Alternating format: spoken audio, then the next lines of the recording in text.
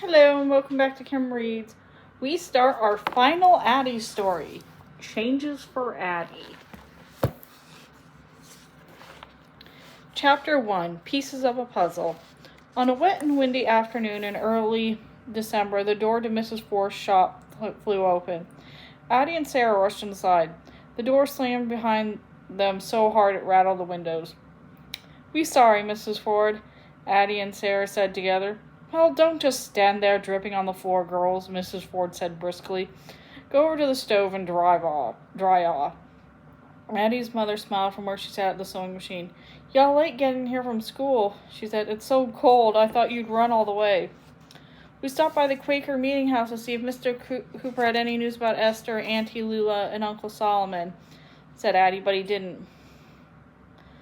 Mama took off Addy's hat and soothed her hair. "Well, we just gotta hope he hears something tomorrow then," she said. "He probably won't," said Addy with a sigh. She peeled off her mittens and held up her hands in the warmth of the stove. More than a year ago, Papa and Sam had been sold off Master Stevens' plantation. Addy and Mama had to run away, leaving baby Esther behind with Auntie Lula and Uncle Solomon. The war had been over since April, and Papa and Sam had joined them in Philadelphia. But Addy's dream of having her whole family together in freedom was taking a long time to come true. Papa had gone back to the Stevens' plantation last summer to find Esther, Lula, and Solomon. They had left, and no one knew where they had gone. Papa had searched several freedmen's camps near the plantation, but after a month he returned to Philadelphia. Since then, Addy helped write letters each week to aid society and freedmen's camps to see if anyone anywhere knew anything about her family, but no one ever answered.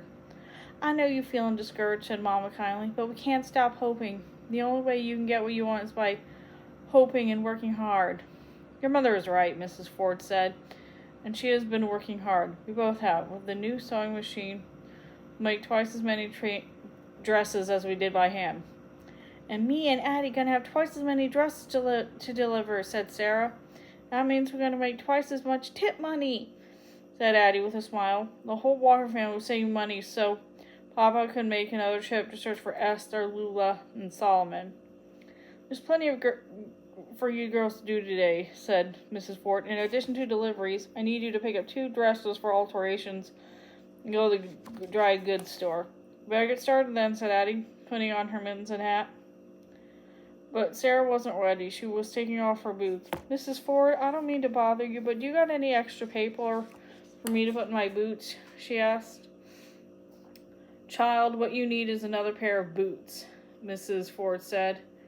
"Sure do, ma'am," Sarah said, pulling wads of dirty wet paper out of her boots. "These is too small, but my folks can't afford to buy me new ones yet. I gotta get new soles for these. That's cheaper."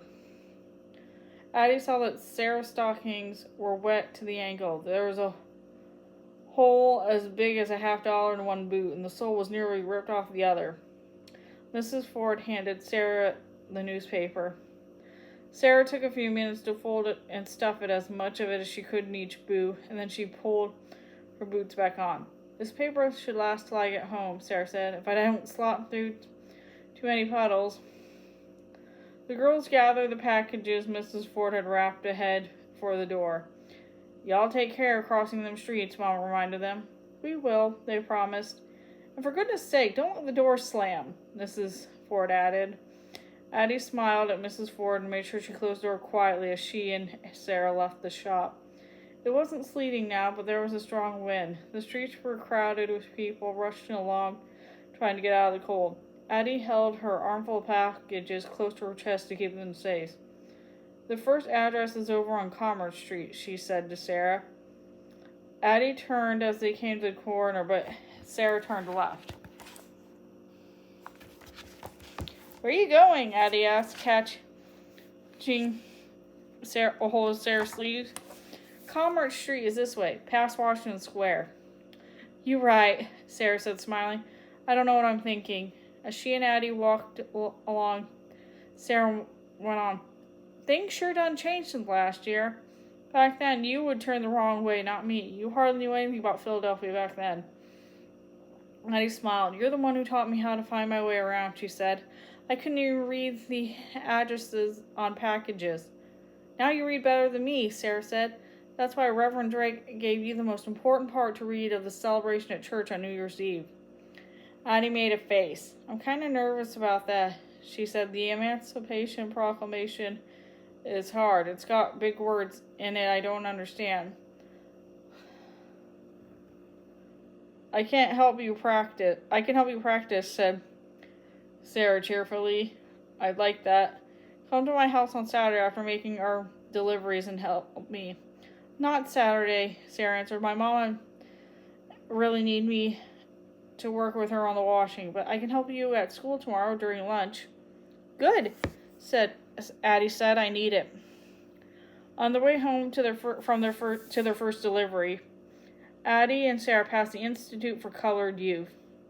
Addie stopped to pull up her knee warmer. She stared at a group of students coming out of a brick building. They were carrying stacks of books, and they were laughing and talking together.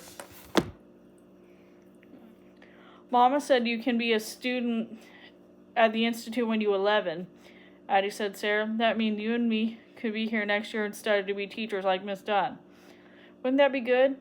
She straightened her back and held her head high, the way Miss Dunn did. Sarah looked wistful. It would be, she said. Then she nudged Addie, but we better keep on with these deliveries. My feet getting wetter every minute. You're right, Addie said, and they walked on. She looked back at the Institute, thinking how wonderful it would be if she and Sarah were students there. When Addie and Sarah finished their deliveries, they said goodbye and parted. Addie rushed home through the darkening streets as if she were pulled along by the wind. She was freezing. Her hat and mittens were wet. The hem of her petticoat was damp, and her feet was numb by the cold. Sarah's feet must be colder than mine, Addie thought. She was grateful when she turned onto her street and saw the lights of the boarding house. She splashed to a puddle, sprinted up the steps, and landed on the doorstep out of breath. When Addie stepped inside the door, she heard a murmur of voices coming from the dining room, though it was still too early for supper. Addie took off her mittens, knee warmers, and coat and went to see what was going on. Papa, Sam, and Mama were gathered at a table looking at 2 letters. Papa smiled broadly when he saw Addie. Come on over here, he said to her. I want to show you something. Papa handed Addie one of the letters. You know who wrote this? At first, Addie didn't recognize the letter. It was tattered and so water-stained that some of the words ran together. Then, with a shock, Addie recognized her own handwriting. It's one of my letters, she said. This is a letter Mr. Cooper sent to the Freedmen's Camp before you left last summer. Papa, how'd it get here? Papa gave Addie another letter. Your letter came folded inside this other one, he said. You read so good, so why don't you read it aloud so all of us can hear it at once? Addie's hand trembled. Please let this letter be good news, she prayed. She took a deep breath and began to read. Dear Mr. Walker, my name is Bertha Gilbert, and I am a volunteer with the Quaker Aid Society. Your letter, which I am enclosing, took a long time to get here. I am writing to inform you that Solomon and Lula Morgan came to a freedmen's camp where they've been working. What about Esther? Mama interrupted nervously. Wasn't she with them? Wait, Mama, listen, said Addie. She continued reading. They had a baby girl with them. I still remember them because Lula took special care of the little girl who had a bad cold. Lula was up with her at night even though she wasn't feeling well herself. Both she and Solomon appeared thin and frail. When they left as soon as the baby was better, about a week before your letter came, I tried to encourage them to stay on here longer to gather their strength, but they said they were heading to Philadelphia.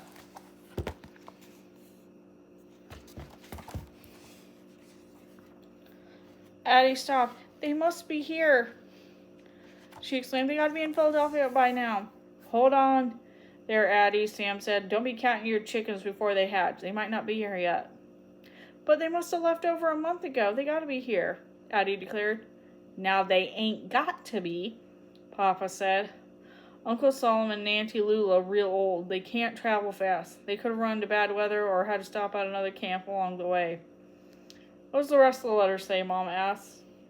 Addy scanned the final line. It says she wishes the best of luck in finding her family, and she hoped her letter helped us.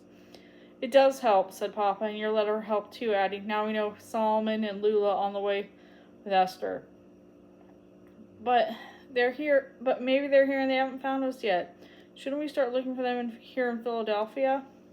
We should, said Mama. We can keep searching the aid societies and churches and the hospitals. Sam added. The letter said they might be sick. I can look while I'm on my deliveries, Addy said excitedly, and after too. Look now, Mama said. I don't want you to be dawdling while you're making deliveries for Mrs. Ford. Like she always says, she's running a business, and after you finish, I don't want you running all the city by yourself. It's getting dark early now, and the streets are dangerous. Me and Addy can go together, said Sam. We can meet up when I get off work and she's through with her deliveries for Mrs. Ford. And me and Mom will be looking too, said Papa. We're working together as a family, and that's what's keeping us on doing. And together we're going to find Esther and Auntie Lula and Uncle Solomon and bring them home, Addy said confidently. Later that night, when Addy was snuggled into bed in her doll, Ida being, she looked over at the table where Papa and Sam were playing Mancala. The lantern light surrounded them with a warm glow. Mama's head was bent over with her sewing. She was fitting a cuff on the end of a small sleeve. Addy loved to watch Mama's hands sew different shaped pieces of cloth together so they would fit perfectly. When Mama sewed, it was as if she was working on a puzzle that always came out right. There was never a missing piece. Addy hoped her family would soon be joined together like that, whole and safe. Who are you making the dress for? Addy asked. Mama looked up and smiled. Esther. It matched the one I'm making for you to wear at church for the Emancipation celebration. Mama smoothed the red cloth with white dots over her knees. I picked out this here fabric a while back, but I ain't dare start nothing for Esther. It didn't seem right, you know. But now I think Esther gonna be with us soon. Mama, said Addy, you think Esther and Auntie Lula and Uncle Solomon is warm and safe tonight like this? Mama sighed. We can hope and pray they is. You say an extra prayer for them tonight. I will, Addy promised, her face lit up by the light of the lantern. And tomorrow we're going to start looking for them in Philadelphia. Okay, that's the end of that chapter. See you later.